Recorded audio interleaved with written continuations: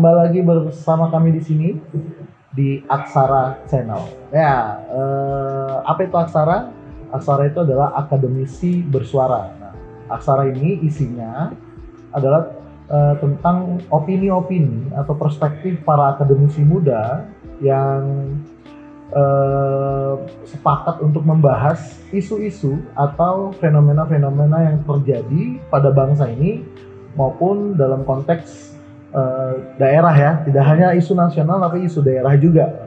Kira-kira, nah saat ini saya bersama dengan salah satu akademisi yaitu Bung Adit, ya saya sendiri Daido. Nah sebenarnya kami menggagas ini ada 3 orang, satu lagi sedang sibuk ya, ya Bung ya.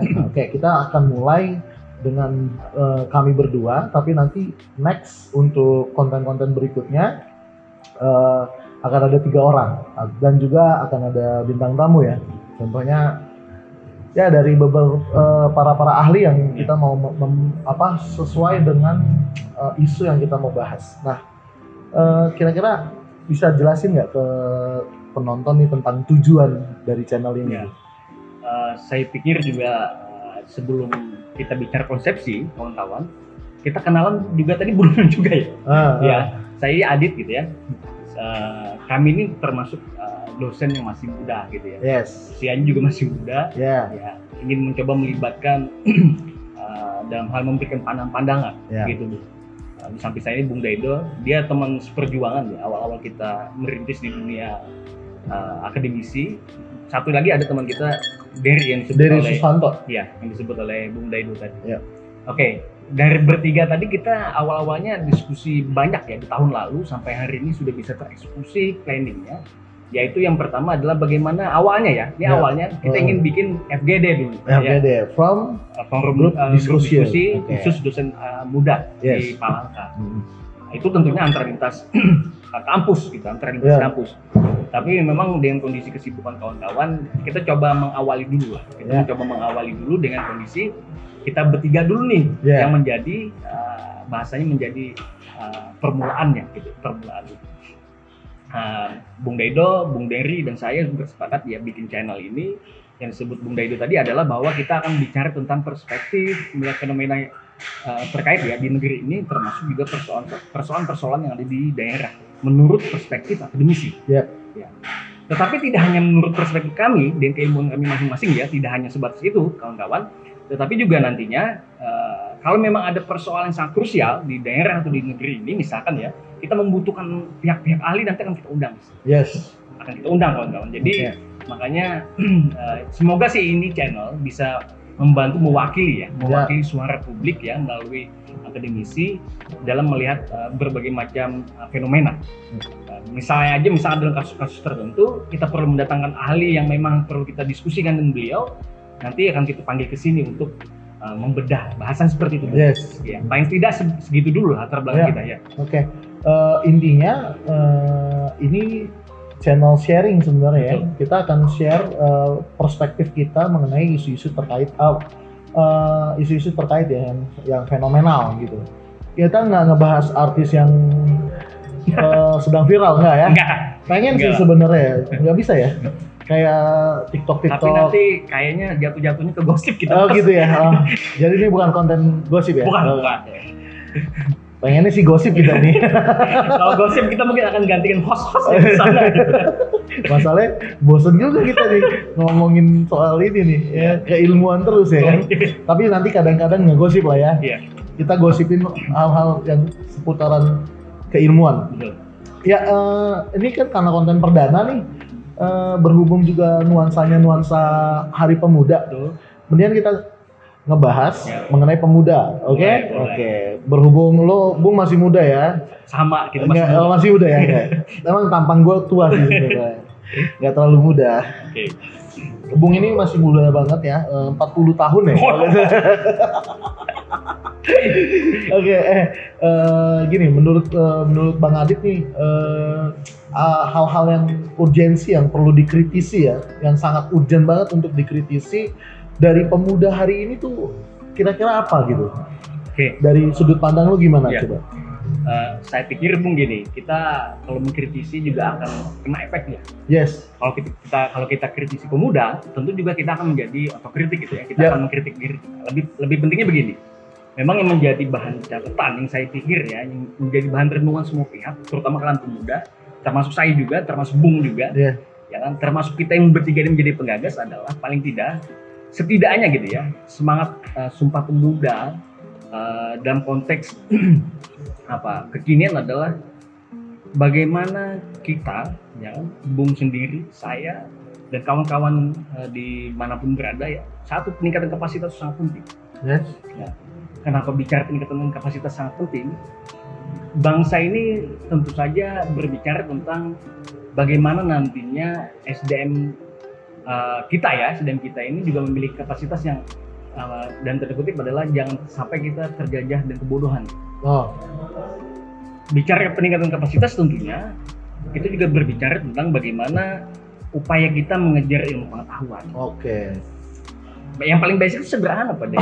Bung Daido gitu ya, terbiasa nih kawan-kawan ya, di lingkungan kampus kita nyebut-nyebut Pak gitu ya.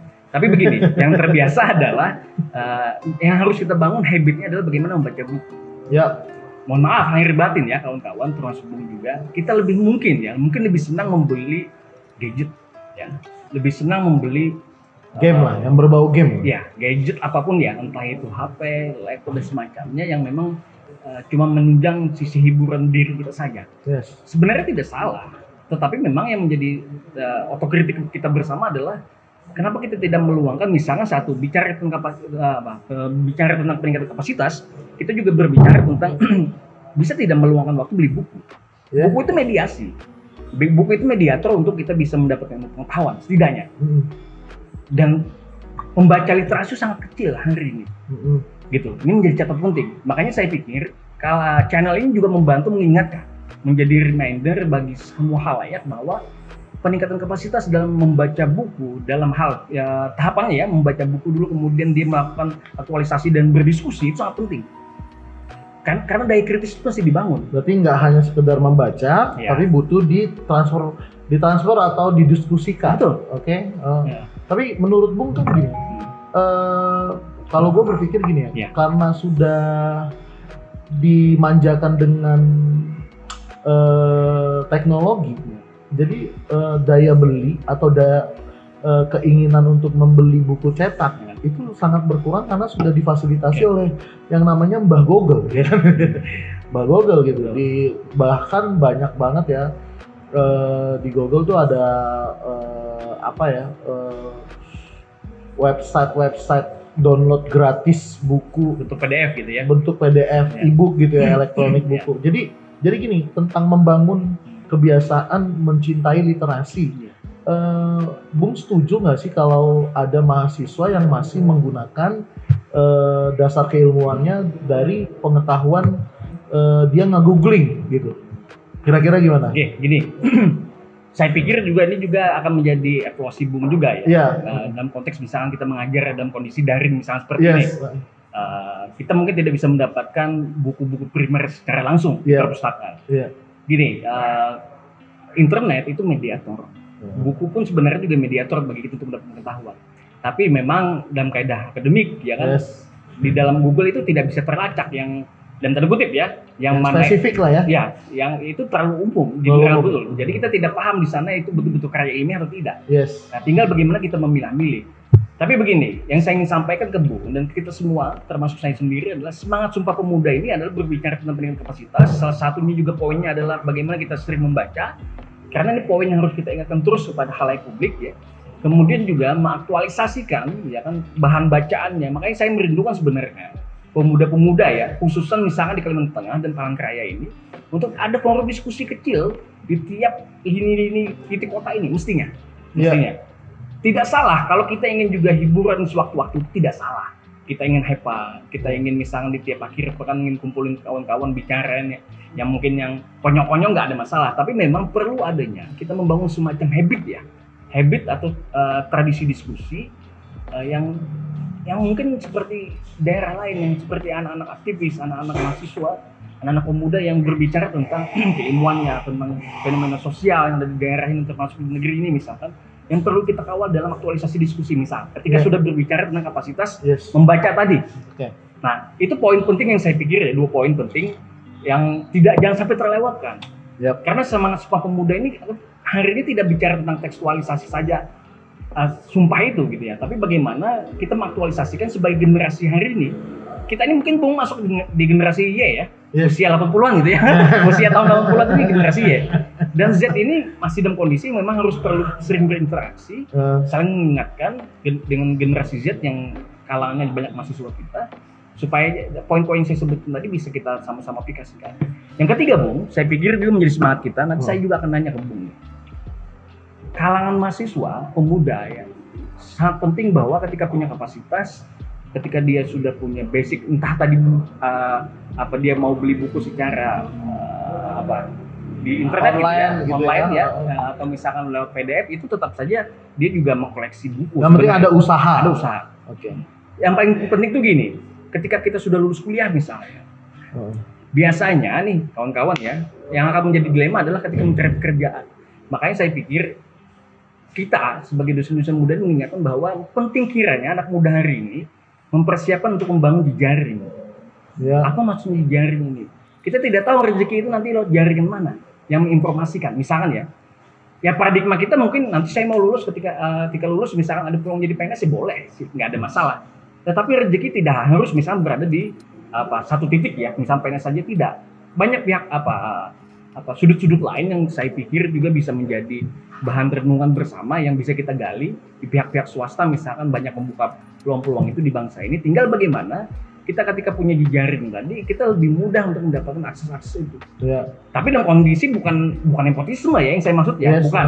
Tetapi bagaimana misalnya membangun hal ini minimal ketika kita punya jejaring tadi, kita informasi didapatkan, dan informasi itu mahal, Bro. Informasi begitu mahal hari ini. Kita tidak mudah untuk mendapatkan informasi kalau tidak punya data. Minimal kayak gitu kan. Minimal gitu. Makanya saya pikir Bung, 3 poin tadi yang mungkin menjadi renungan ya di masa Sumpah Pemuda di tahun 2020 ini, yang mungkin nanti bisa kita refleksikan dan tentunya diaplikasikan di tahun-tahun mendatang. Karena kita bicara SDM ya. Gimana Bung melihat persoalan ini? Ya, kalau menurut gue pribadi berbicara tentang SDM ya kan. Permasalahan begini. Ini tentang peradaban yang dipengaruhi oleh modernitas gitu ya. Peradaban yang bertumbuh seiring berjalannya zaman itu sendiri gitu. Semakin meningkat zaman dengan teknologinya, meningkat juga peradabannya gitu. Berubah peradabannya, bukan meningkat. Ini kalau saya bilang meningkat berarti itu asumsi saya gitu, meningkat ya. Padahal ada juga yang tertinggal gitu. Ada juga yang semakin down, ada yang semakin up gitu. Maksud saya bicara tentang Sumpah Pemuda, apalagi berkaitan dengan SDM gitu. Nah ini permasalahannya adalah dari aspek kompetisi, ya kan gitu. Jadi banyak pemuda tuh yang hari ini tidak kompetitif. Ya, dari mananya hitungan itu? Tidak kompetitif. Tadi kalau Bung berbicara tentang minat baca itu harus ditambahin, ya. Dulu zaman kita kesadaran itu gitu. Dulu zaman kita kuliah gitu ya, kita tuh skeptis sama orang. Lu baca buku apa, gua harus lebih baca dari apa yang lu baca gitu. Paham. Nah hari ini keadaannya berbeda gitu. Nggak ada jiwa kompetisinya untuk menambah kapasitas gitu. Nah makanya itu menjadi isu untuk ditingkatkan. Makanya ada kegelisahan itu dari Bung. Nah gue sebenarnya setuju gitu. Tapi melihat perkembangan zaman, metodenya tidak harusnya metodenya dikulik ulang biar relevan dengan konteks zaman sekarang. Nah makanya saya bilang bicara tentang online. Nah, di dunia akademisi juga udah ada jurnal online. Nah, permasalahannya mentalitas kita dalam menggunakan fasilitas teknologi. Nah itu yang menjadi masalah. Nah tadi Bung sempat singgung nih, orang milih gadget. Menurut gua nggak masalah orang lebih milih gadget atau lebih milih buku. Tapi kalau dia bisa gunakan gadget itu sebagai media untuk menambah kapasitas dia tadi, itu justru lebih bagus. Nah sekarang pertanyaannya, bagaimana caranya biar pemuda itu lebih tertarik ya untuk membaca literasi dengan media teknologi yang canggih nih hari ini. Itu menurut gue. Jadi gue sendiri kalau praktek di kelas gitu ya, gue maksudnya gini, ada pernah mahasiswa tuh nanya kayak gini, bisa nggak sih Pak kita hanya sampai sebatas mencari data sesuai dengan pencarian kita di Google. Bagi gue nggak masalah, yang penting itu usaha. Tapi kalau bicara tentang level, itu masih level yang sangat mendasar. Kalau lo mau ngulik, mau lebih ahli, mau lebih pengetahuan lebih mendalam, lo harus beli buku-buku yang terkait apa yang sedang lo bahas atau apa yang sedang mau lo kulik. Itu yang menurut gue. Jadi sebenarnya begini Bang, maksud gue ini untuk menanamkan kecintaan pemuda dengan literasi itu harus dikaitkan dengan perkembangan teknologi. Oke. Gitu. Nggak salah. Iya. Jadi begini, yang saya maksud adalah semua itu mediator. Mediator ya. Jadi dalam tanda kutip kritik kita bersama adalah kita lebih senang, ya tadi, gini, kritik itu adalah lahir dari sebuah fenomena ketika orang lebih senang ketika bicara gadget itu sudah tidak lagi misalkan, saya tidak generalisir ya, tapi tidak lagi konsentrasi ketika beli gadget itu misalkan menggunakan dan bentuk peningkatan kapasitas sendiri. Iya, benar, kapasitas. Dari mana ukurannya? Setidaknya misalkan sederhana saja, saya pun, makanya saya bilang otokritik ya. Saya beli gadget misalkan, ya kan, apakah itu hari ini menunjang dengan kapasitas saya dalam hal meningkatkan kapasitas saya misalnya dalam konteks SDM-nya. Tapi kalau menurut gua iPhone 11 oke sih. Udah iklan bos. Jadi gini, memang semua tergantung niat ya. Tapi begini, otokritik itu adalah mencoba merefleksikan diri terhadap kita, diri masing-masing bahwa orang mungkin lebih cenderung ya, lebih sulit melangkah ke toko buku. Oke. Ya, kritik sosialnya ya. Yes. Dibanding berbicara, mohon maaf nih, toko-toko elektronik gitu ya, mungkin lebih enak, lebih enteng gitu ya. Toko buku bangkrut kayaknya. Ya. Tapi gini, kita bukan untuk mengiklankan toko buku ya, bukan gitu. Cuma prosesnya adalah Anda harus ke toko buku. Tapi prosesnya adalah Gramedia. Oke. Oke, terus. Ya, paling tidak gini, ini menjadi refleksi saja, Bung, bahwa ayolah, silakan Anda beli gadget ya kan. Anda mau beli kesenangan ya, tapi memang tidak lupa beli buku, terlepas nanti mediatornya dalam gadget ya. Dalam gadget apakah dia beli bentuk format PDF atau bentuknya hard copy, semua itu monggo silahkan. Tapi begini, dalam keadaan akademik juga kita harus sadari bahwa buku juga menjadi data primer ya, yang tidak bisa kita dustai ya. Makanya tadi di Google itu ya tidak semua serta-merta untuk bisa kita dapati fasilitas apa keinginan kita. Terbatas sekali. Gitu. Makanya mau tidak mau proses penelitian, penggalian ilmu pengetahuan itu hari ini lagi gila-gilaan dalam hal semua terkait ya bidang sosial, budaya, politik, hukum gitu ya. Untuk terus mengupgrade diri ya pengetahuannya melalui sebuah penelitian. Gitu. Kita makanya tidak bisa menghindari nama buku. Gitu loh. Buku hard copy ya khususan, walaupun nantinya cetak fisik, ya, yang tadinya ada nama penulisnya, bukunya ada daftar pustakanya dan itu harus ada penerbitnya. Penerbit ya. Yang memang harus yang kita ingatkan gitu hal publik bahwa makanya saya bilang semangat Sumpah Pemuda yang terlepas dari dalam konteks kita bicara tentang tekstual Sumpah Pemudanya secara utuh ya, tapi kita juga jangan lepas kontekstualnya. Bangsa Indonesia melalui pemuda juga harus dipersiapkan kapasitas SDM-nya. Nah, yang saya ketahui sampai detik ini, Bung, bahwa memang cara meningkatkan kapasitas ya yang cara demikian, ya baca buku, ya kan, untuk membuka jendela pengetahuan di sana. Yang kedua, aktualisasikan dan diskusi untuk membangun daya kritis kita. Ya bahasanya untuk membedah otak kanan kiri kita ini mau kemana, kita cenderung emosional atau cenderung rasional. Ya. Itu akan terbentuk pada saat kita berdiskusi. Makanya hari ini pun sebenarnya ini aktualisasi, bentuk implementasi yang kita sampaikan. Makanya channel ini hadir ada sebagai reminder kawan-kawan, sebagai pengingat, ya bukan untuk dikontroversialkan tidak ya, ini jadi bahan renungan. Makanya saya bilang semenjak awal adalah bisa jadi bahan otokritik kami berdua, ya dan bahan otokritik kami berdua mungkin dalam hal pengembangan ilmu pengetahuan ke depan. Tetapi peran ini perlu diingatkan ke halayak publik bahwa memang literasi kita, pembaca kita ya dalam hal membaca buku murni itu sangat kecil, gitu. Jadi begini, paling tidak girah ya atau semangat ini harus disampaikan kepada publik, ayo beli buku minimal gitu lah. Ini mah beli buku entah online tetap saja, ya kan, tetap pakai Tapi gini, sorry nih. pembelian di bentuk PDF tadi gitu. Tapi kalau menurut gua ya, kalau kita nyuruh gitu Ya. atau mendorong anak-anak muda sekarang untuk baca buku, itu kayaknya mustahil bin mustajab ya.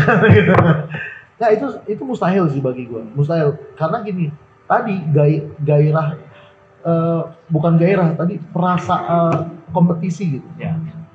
Tidak kompetitif pertama. Jadi begini, kalau mentalitas kompetisinya bertumbuh, pasti dia menyadari pentingnya pengembangan diri dan penambahan kapasitas dalam dirinya. Karena dia sudah lihat bahwa lingkungannya tuh berkompetisi. Oke, kenapa tidak ada kompetisi? Ah, itu dia. Ya. Kenapa kan tidak ada kompetisi tadi? Sebab ruang aktualisasi tidak ada. Nah, makanya saya bilang, Bung, mudah-mudahan channel ini menjadi salah satu pionir ya. Yes. Bahwa kita mencoba merindukan di Palangkaraya ini menjadi satu wadah kota pendidikan, ya kan, di mana ruang-ruang kafe itu menjadi wadah diskusi. Wah, sedap. Bisa jadi kan? Ini salah satu kita membangun habit loh. Ada Tuhan di warung kopi. Nah. Ada politik di warung kopi. Gitu kan? Jadi ada apa? SKS di warung kopi. Ya. Jadi begini, kalau kita ya saran juga pada kawan-kawan ada di mahasiswa gitu ya. Kalau hanya sekedar mencari ilmu pengetahuan di kampus lewat dosen 2 SKS ya. Yes. Kalau tidak mendalami secara serius, itu bisa lewat saja ilmu pengetahuan itu. Ya. Tentu dikaitkan dengan apa penguatannya dan bentuk-bentuk diping itu tadi. Apa Ya. diping diskusi pinggiran tadi? Asik, diping Gitu. ya. Ya. Diping. Istilahnya gitu ya. Nah, tapi tadi ini bikin. makanya disebut Bung Dedo, itu menarik tadi bahwa kenapa misalnya kita ayo dong baca itu agak sulit. Agak sulit. Agak sulit. Menurut gua agak Ya sulit. karena memang tidak ada media atau wadah aktualisasi untuk itu. Yes. Nah, paling tidak begini. Saya suka pertanyaan itu, Bung. Kenapa? Ini untuk mengingatkan saya bahwa mudah-mudahan nanti setelah kita ada yang nonton channel ini. Iya. Ya, Kalau ada yang nonton. ya, kalau ada yang nonton gitu ya. Terus, Kawan-kawan aktivis mahasiswa, ya kan, di OKP atau misalnya di BEM yang Dema, yes. ini mencoba menggagas, Benar. ya kan. Ayo diskusi Ya. tentang keilmuan, tentang sosial, tentang politik, tentang hukum, ya kan, tentang lingkungan, misalkan tentang lingkungan hidup misalkan ya, yang didiskusikan dalam konteks ya memang pendekatannya adalah rasional ya, bukan emosional gitu kan, tapi pendekatan yang masuk logis. Iya. Perlu dibangun hal ini untuk menjadi apa? Gairah tadi untuk berkompetisi. Contoh, saya misalnya dosen IAIN ya, melihat karya kawan-kawan dosen IAKN gitu ya. Yes. Kenapa bisa ada iri? Mereka punya banyak karya misalkan, karena ada ruang. Ini masih misal kan? Ya, masih misal. Tidak fakta. Ya. Gitu. Ya. Kenapa bisa misalkan menjadi iri ya? Karena memang misalkan di IAKN misal ya, ada wadah diskusi atau wadah aktualisasi tentang tulisan misalkan, gitu ya. Makanya karya kawan-kawan dosen IAKN misal gitu ya, lebih banyak diaktualisasi ke sana karena ada medianya. Nah, ini memang sekali lagi, Bung, membangun habit sosialnya tidak mudah. Benar. Ini on proses, ini salah satu edukasi. Benar. Mengingatkan, ditolak, ditolak lagi, mengingatkan terus. Ini fungsi kita sebagai akademisi. Kalau tidak, kita mendiamkan keadaan juga bablas juga. Ya, kita memang menginginkan seperti itu cita-cita ya. Kenapa? Memang saya merasakan, Bung, upaya seperti ini adalah upaya sedikit ya. Peran kita sebagai dosen mencerdaskan anak bangsa dalam aspek SDM. Walaupun tidak banyak, karena kita bukan pemegang kebijakan gitu ya. Tapi kita paling tidak punya tanggung jawab moral. Yes. Sebagai pengingat, ayolah anak muda diskusi, baca buku. Kemudian itu ada OKPA, dia bikin diping di sana. Di sini mesti bikin, kan ada jangan semacam gini. Ya bahasa kompetisi itu akan muncul ketika dia memulai tadi. Ya setidaknya kita memantik ini. Iya. Ya, Bung, maksudnya kerinduan, gue pengen lebih dari orang ini. Ya. Kayaknya tuh nggak ada. Nah, gue pernah mikir ya, tanda kutip mikir, kayaknya itu tergantung wilayah tertentu nih. Ya. Gue pernah ada di satu kota, bukan di kota kita saat ini gitu ya. Gue ngerasain perbedaan ini ya, perbedaan yang sangat signifikan sekali gitu, bicara tentang habit gitu, budaya gitu. Yang tadinya dulu waktu gue di Jakarta gitu, bangun jam 5:30 pagi, Udah apa? itu udah malu gitu. Udah malu ya. Karena pemulung udah standby dari jam 7. Jam 7. Jadi jam 4 pagi gitu. Iya. Dia mulung dari jam 4 pagi gitu. Terus yang lain udah bergegas karena berlomba-lomba untuk tepat waktu ke tempat kerja mereka gitu. Jadi 5:30 pagi itu ibarat kebo lah ya, istilahnya kerbau lah ya. Itu udah kemalaman itu udah kerbau banget gitu ya. 5:30 pagi udah setengah 6 pagi bangun. Itu contoh tadi perbedaan habit di wilayah tertentu. Jadi bagi gua wilayah atau daerah itu sendiri mempengaruhi tumbuhnya jiwa kompetisi gitu. Berkompetisi, berlomba-lomba untuk meng-create sesuatu dan menghasilkan output atau karya-karya yang bagus-bagus gitu. Jadi jangan salahkan kenapa banyak orang Jakarta atau banyak orang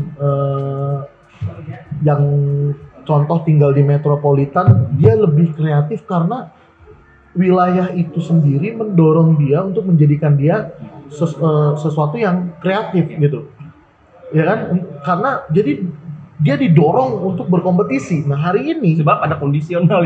Kondisionali gitu. Jadi kondisionali. Jadi yang gue lihat, gila kalau gue nggak ngapa-ngapain, gue bisa ketinggalan gitu. Ya. Nah hari ini di daerah kita ini, ya, hari ini begitu nggak gitu? Atmosfernya begitu nggak?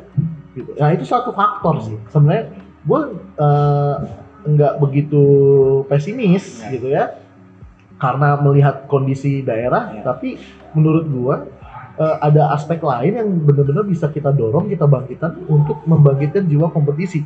Contoh gini, tadi yang gue menarik dari Bung bilang diskusi gitu ya. Kenapa ruang diskusi itu penting untuk dibangun, untuk dijadikan kebiasaan? Karena menurut gua di dalam ruang diskusi itu kita bukan hanya mentransfer atau memberikan sesuatu kepada orang lain, tapi kita juga menerima di situ. Di situ juga kita belajar dewasa menerima pendapat. Gitu. Di situ juga kita belajar punya pengendalian diri, controlling terhadap ego kita. Gitu, di dalam ruang diskusi. Minimal dia belajar ngomong dulu. Gitu belajar ngomong pertama itu kan tentang give ya kan. Nah ini mereka juga belajar tag gitu, walaupun dia tahu kapasitas yang ngomong lawan bicaranya dia tuh seberapa gitu. Tapi kan di situ kita melawan ego kita untuk menerima pendapat orang lain terhadap kita. Nah jadi bagi gua di situ akan muncul jiwa berkompetisi. Mulai menganalisa otak ini, dalam diskusi otak ini akan menilai siapa yang harus didahului. Ya kan? Siapa yang ada di bawah kita, siapa yang ada di atas kita. Jadi kita tahu derajat kita ada di mana gitu. Atau kapasitas kita ada di mana. Di situ juga mulai akan tumbuh untuk mentalitas untuk mengembangkan diri semakin lagi. Bagi gue benar, gue setuju tentang ruang diskusi itu. Jadi mudah-mudahan yang nonton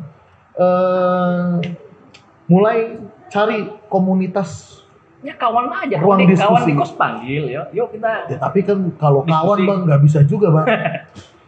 Masalahnya kalau misalkan gini nih, dia lagi mau ngomongin bicara tentang pelajaran nih, tapi nih kawan malah pengennya ngobrolin yang lain gitu kan. Nah, dia malah mau curhat. Lu tanya deh mana anak muda gitu, ujung-ujungnya curhat cuy, curhat. Ujung-ujungnya gue lagi males nih, lagi buntu otak gue, kenapa? Gue lagi masalah sama cewek gue, ujung-ujungnya begitu. Nah tapi kalau mungkin ini dimensi yang lain gitu ya, dimensi yang lain di mana ada benar-benar mahasiswa yang ya dia datang jauh-jauh dari kota ke daerah atau dari daerah ke kota untuk kuliah, udah tujuannya untuk lulus, bukan untuk mengembangkan diri atau menambah kapasitas. Nah itu jadi PR sih kalau gue lihat, itu masih jadi PR bagi para akademisi atau bagi para pengajar gitu, gimana menumbuhkan mentalitas bahwa mereka datang kuliah bukan untuk hanya sekedar lulus, tapi memang mengisi wadah mereka gitu, biar mereka tidak kosong. Gue selalu menganalogikan diri kita tuh seperti gelas kosong gitu. Jadi ketika dia diisi, dia juga harus dituang, isinya juga harus dituang. Nah, terkadang kita ada fase di mana kita kosong dan butuh diisi. terkadang juga kita ada fase di mana kita harus mengisi. Betul. Nah, bagi gue kalau pemuda hari ini tidak sadar tentang itu, ya maka dia nggak akan pernah bisa menjadi apa-apa karena dia nggak punya kapasitas untuk mengisi orang lain. Gitu. Dan, ya betul Bung. Setidaknya begini, makanya kita awali dalam channel ini. Channel ini latar belakangnya mencoba menjadi pengingat ya. Yes. Pengingat Reminder ya. Pengingat yang baik ya. Nah, ketika diingatkan apakah orang itu berubah, makanya saya bilang dalam kasus-kasus ini, apalagi bicara dalam konteks teori sosial, kita tidak bisa langsung mengkalikan ya 1 tambah 1 sama dengan 2. Ya, tidak eksak ya. Tidak eksak dalam ilmu sosial. Sama halnya kita menghadapi persoalan fenomena misalkan gairah ya, pemuda ya, misalkan dan saya bilang tidak mengeneralisir ya, tapi paling tidak begini, kita mengingatkan kembali bahwa semangat misalkan khususnya di Kota Palangka ya, di Kalimantan Tengah pada umumnya, semangat baca buku, diskusi, kemudian dia bangun jejaring di semua level ya, itu perlu dipersiapkan dengan mengadopsi semangat dari Sumpah Pemuda tadi. Yes. Gitu. Kenapa jadi pain point-nya di sini, Bung, bahwa karena yang kita hadapi ke depan bukan persoalan yang, mohon maaf ya, tidak hanya sekedar dapat titel gitu loh, tapi semuanya harus dipersiapkan secara isi. Benar. Ya. Isinya ada nggak? Isinya gitu? ada nggak? Kalau jangan kemasannya doang ya, gitu kan? Gitu, bukan packaging. Ya kalau syukur-syukur packagingnya udah oke, isinya juga bagus gitu kan, itu mantap gitu kan. Output. Nah contohnya kita berdua nih. Kita berdua nih. Lo packaging lo udah lengkap nih sama isinya. Gue packaging gue kurang nih ya. Mantap. Ini packaging UMKM ya. Jadi ini kemasan apa nih UMKM, ini kemasan yang udah high class ya, Indomaret. Ini memantik periklanan masuk ke channel ini. Enggak lah. Masuk enggak lah. Kita enggak ini kita. Oke. Jadi menarik ya. Jadi sebenarnya kita nggak mau bahas tentang 3 poin yang ada di dalam Sumpah Pemuda gitu. Ya bagi gua poin-poin nasionalisme itu sudah selesai ya. Sudah selesai. Harusnya sudah selesai gitu. Harusnya sudah selesai. Itu akan menjadi nilai bagi kita. Nilai bagi kita. Dan diimplementasikan. Justru dalam implementasi kapasitas yang kita kembangkan, nasionalisme itu ada dalam nilai-nilainya ada di dalam implementasi itu gitu. Nggak mungkin istilahnya gue hari ini ada di Indonesia, gue lagi berkarya, gue lagi berbuat sesuatu gitu, gue lagi jadi sesuatu, nggak mungkin itu nggak ada gunanya untuk Indonesia gitu, tidak ya? Nah, jadi itu ya. Menarik sih ya. Mantap ya. Menurut kita, tapi menurut orang. Tapi ini tugas kita untuk hegemoni. Ya benar. Oke. Kita akan tarik semua, ya kan. Kira-kira kita akan terkenal atau enggak nih? Ngimpi ya. Oh ngimpi ya. Enggak ya. Bodoh amat ya. Pokoknya terkenal enggak terkenal yang penting ada yang denger. Betul. Kita bersuara dulu lah. Yang penting kita bersuara. Aksara. Betul. Oke. Sesuai nama channelnya. Sesuai nama channel kita Aksara. Akademi Bersuara. Oke deh. Hari ini kita cukup diskusi tentang itu aja ya. Oke. Ya kesimpulannya sih sebenarnya gini. Yang urgensi tadi ya, bicara urgensitas apa yang perlu digali lagi, dikulik lagi, dikembangkan lagi di dalam kepemudaan itu adalah bagaimana kita mencintai literasi, oke? Karena literasi itu mengisi, gitu ya, mengisi apa yang kita baca itu mengisi kita, mengambil semangat dari Sumpah Pemuda, Sumpah Pemuda. Jadi jadi gini, sebagai pemuda kita jangan pernah lengah karena dunia ini berkompetisi.